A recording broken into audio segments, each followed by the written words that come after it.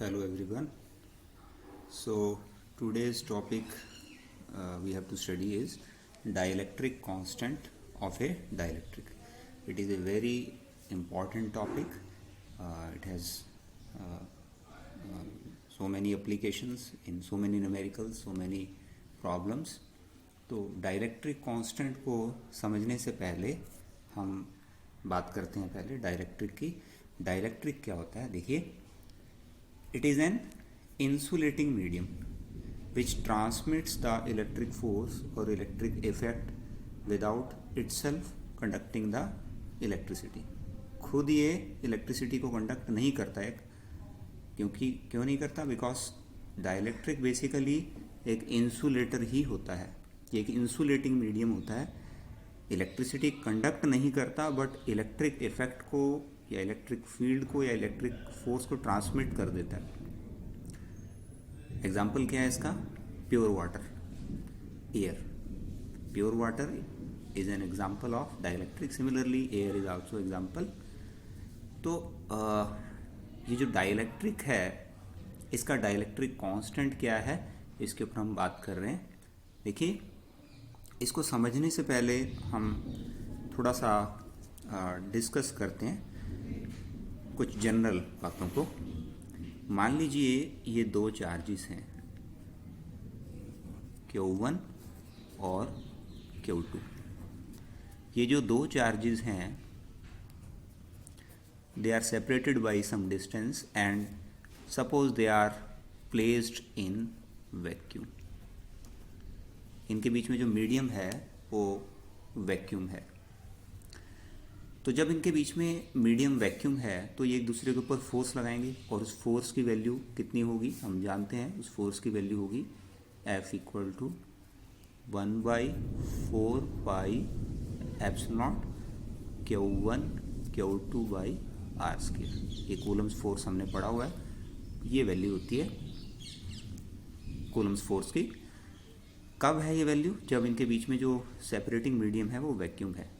Vacuum है तो इसलिए हमने यहाँ पर जो टर्म लिखी वो permittivity of free space epsilon naught लिखी. Epsilon naught. देखिए, मान लीजिए वैक्यूम के अंदर ये दोनों चार्जेस एक दूसरे के ऊपर फोर्स लगा रहे हैं. मान लीजिए ये दोनों चार्ज पॉजिटिव हैं और एक दूसरे के ऊपर सपोज 800 न्यूटन का फोर्स लगा रहे हैं.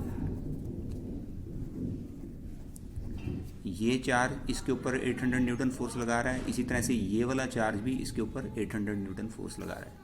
अब देखिए हमने क्या किया, इन चार्जेस को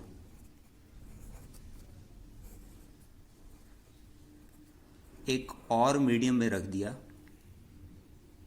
मान लीजिए वो मीडियम है suppose water, pure water, because pure water is a dielectric medium.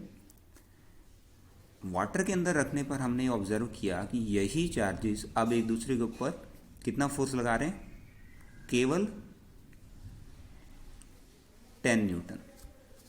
ये भी इसके ऊपर 10 न्यूटन फोर्स लगा रहा है, ये भी इसके ऊपर 10 न्यूटन लगा रहा है और ये भी इसके ऊपर 10 न्यूटन लगा रहा है.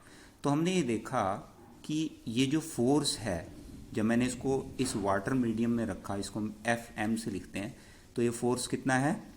ये पहले 800 न्यूटन था, अब ये 10 न्यूटन रह गया. इसका मतलब जो FM है वो कितना हो गया? F/80 हो गया. इसका मतलब क्या हुआ कि ये जो वाटर है इसने इनके बीच में लगने वाले जो फोर्स है उसको 80 गुना घटा दिया, इसको 1/80 टाइम्स कर दिया. तो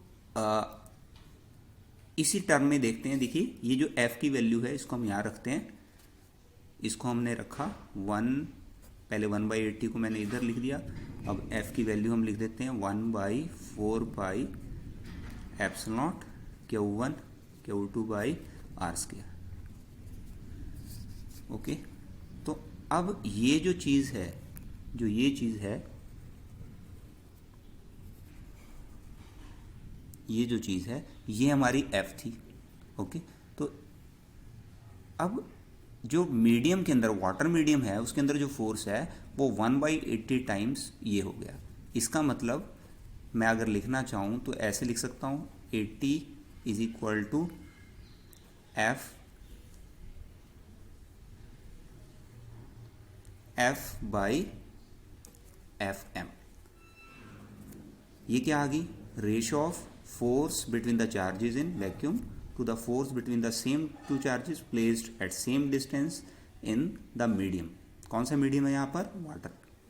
और इनकी जो रेशियो है वो कितनी आ गई? 80। ये जो 80 आई, इसी को हम बोलेंगे डाइलेक्ट्रिक कांस्टेंट। ये जो चीज़ है ये क्या है? Dielectric constant.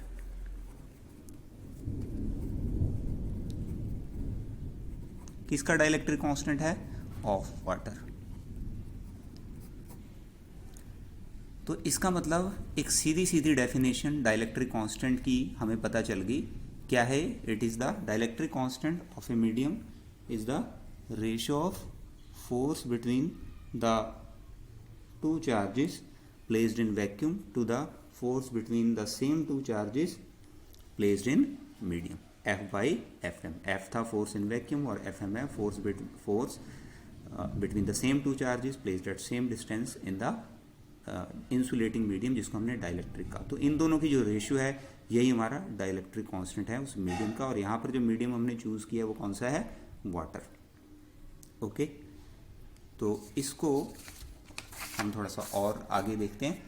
देखिए, हमने ये देखा कि जो एफ मीडियम है वो कितना आया?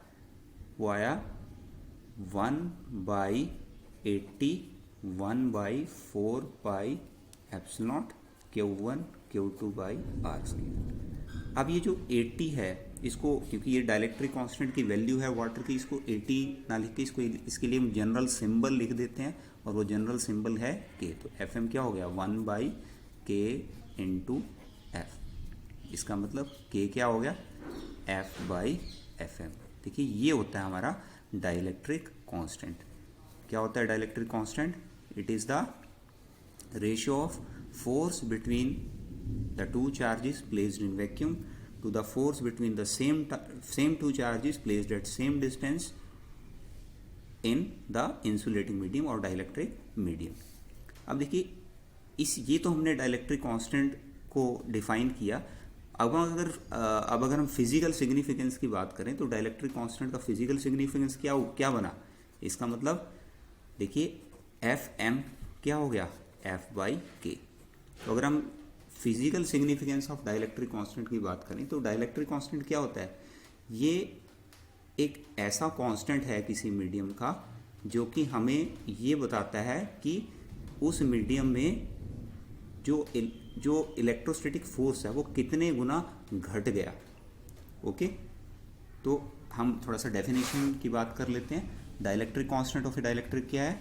Dielectric constant of a medium और dielectric is defined as ratio of force between two charges kept in vacuum to the force between same two charges kept in medium, kept at same distance apart, that is k equal to f naught by f। यहाँ पर f naught जो है वो it is the force between the two charges, force है, force, it is the force between the charges in vacuum, and f is the force between the same two charges in the medium।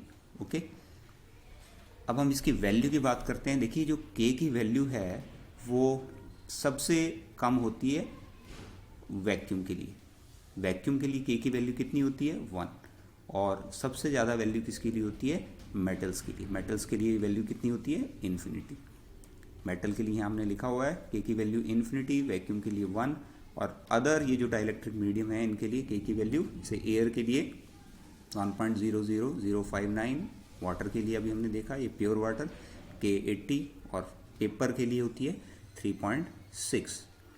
तो अब अगर हम vacuum की बात करें, हमने देखा के की जो वैल्यू है वो 1 है, इसके लिए वैक्यूम के लिए।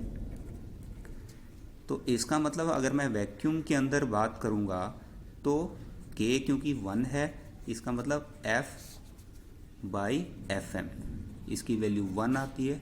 इसका मतलब F equal to F M. इसका मतलब वैक्यूम के अंदर जो फोर्स है वो चेंज नहीं हुआ, और अगर मैं किसी और मीडियम में डाल दूंगा तो ये 1/k टाइम्स हो जाएगा। इसका मतलब मैक्सिमम फोर्स कहाँ लगेगा? चार्जेस के बीच में, वैक्यूम में। I think it is clear to you. देखिए हम फिर से बात कर रहे हैं, किसी डाइलेक्ट्रिक मीडियम में दो चार्जेस के बीच में लगने वाला जो फोर्स है उसकी वैल्यू कितनी आई? Fm equal to F/k। यानी कि अगर मैंने जो चार्जेस अभी हम पढ़ रहे थे, अभी हमने चार्जेस की यहाँ बात की थी, इनको पहले वैक्यूम में रखा हुआ था, ये इनके बीच में लगने वाले फोर्स की वैल्यू थी। और अगर मैंने इसको किसी डाइलेक्ट्रिक मीडियम में डाल दिया तो ये जो फोर्स है ये 1/k टाइम्स हो गया, मतलब k टाइम्स रिड्यूस हो गया, 1/k टाइम्स रह गया। तो इसका मतलब क्या, मतलब हमें समझ में आ रही है बात कि जो डाइलेक्ट्रिक है, जब हमने डाइलेक्ट्रिक मीडियम में चार्जेस को डाला तो उस डाइलेक्ट्रिक मीडियम में चार्जेस के बीच में लगने वाले फोर्स को घटा दिया।